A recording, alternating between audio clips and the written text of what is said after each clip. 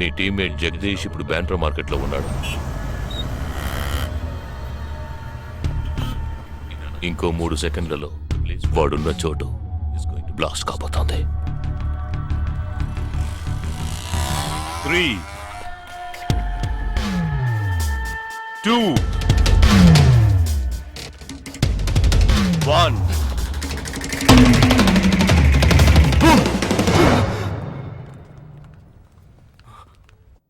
భయం వేసిందా?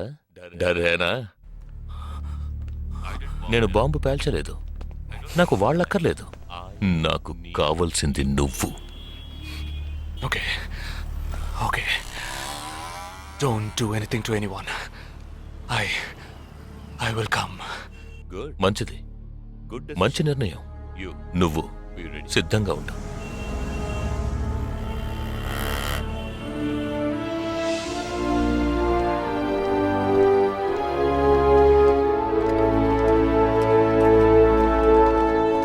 ఎవర్రా వీళ్ళంతా?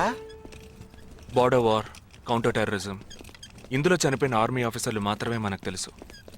వీళ్ళందరూ గాయపడి నిరుపయోగంగా మిగిలిన వాళ్ళు. ఏ ఫీల్డ్లోనైనా సిన్సియర్గా పనిచేస్తే ప్రమోషన్ వస్తుంది. ఒక్క ఆర్మీలో పోలీసుల్లో మాత్రమే రిటైర్మెంట్ వస్తుంది. Jagadish, hey, they ready. Ya, come. Hi friends. Hi. నేను ఆల్రెడీ మీ అందరితోనూ విడివిడిగా ఫోన్లో మాట్లాడాను. నేను అనుకున్న టైం వచ్చేసింది. మనం అందరం కలిసి ఒక అసైన్మెంట్ ఎగ్జిక్యూట్ చేయబోతున్నాం. రేపు ఉదయాన్నే స్లీపర్ సెల్స్ని కంట్రోల్ చేయబోయే మెయిన్ హెడ్ని కలవబోతున్నాను.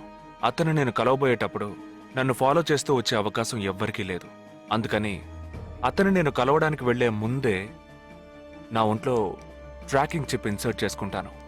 ఆ చిప్ ఎక్కడెక్కడికి ట్రావెల్ అవుతుందో కంట్రోల్ రూమ్లో ఉండి నువ్వు ఇతనికి కమ్యూనికేట్ చేస్తూ ఉండాలి. ఆర్మీలో మనం యూజ్ చేసే పెలుడు పదార్థాల్ని చాలా సీక్రెట్గా తెప్పించాను. ఇవాళ సాయంత్రం అవి మీ అందరికీ అందుతాయి. వాటితో C4 ప్లాస్టిక్ ఎక్స్ప్లోజివ్ తయారు చేసి ఇతని చేతికి మీరివ్వాలి.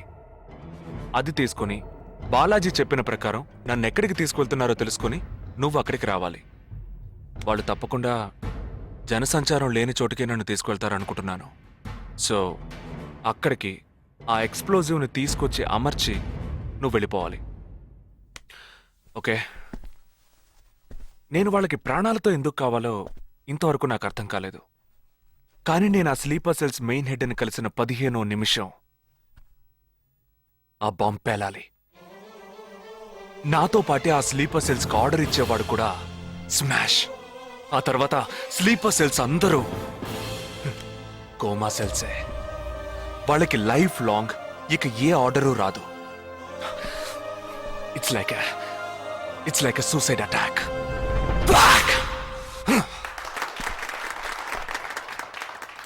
ఎగతాళిగా ఉందా? నీ మటుకు నువ్వు సూసైడ్ అటాక్ అంటున్నావు, వాళ్ళందరూ చప్పట్లు కొడుతున్నారు. వాడంత ప్రమాదమైన వాడ్రా. అందుకని నువ్వు చచ్చిపోతావా? నీ కుటుంబం గురించి నువ్వు పట్టించుకోవా? ఎవరికి లేదురా కుటుంబం. తాజ్ అటాక్ అప్పుడు వాళ్ళ పిల్లలకి వెళ్ళొస్తామనే చెప్పిళ్ళారా. హేమంత్ కార్కరి, విజయ్ సలాస్కరు 20 నిమిషాల్లో డెడ్ బాడీని తీసుకొచ్చారే. వాళ్ళకి లేదా కుటుంబం? అడు చూడు, యుద్ధాల్లో నడువులు విరిగి కాళ్ళు చేతులు పోగొట్టుకుని ఇంకా సంతోషంగా ఉన్నారే. వీళ్ళకి లేదా కుటుంబం?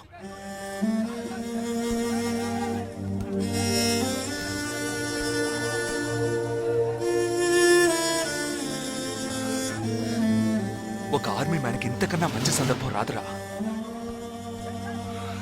జగా, వేల మందిని చంపాలనుకునే వాళ్లే ప్రాణాలు ఇవ్వడానికి సిద్ధంగా ఉంటే కాపాడాలనుకునే మనం కూడా ప్రాణాలు ఇవ్వడానికి సిద్ధంగా ఉండాలిరా.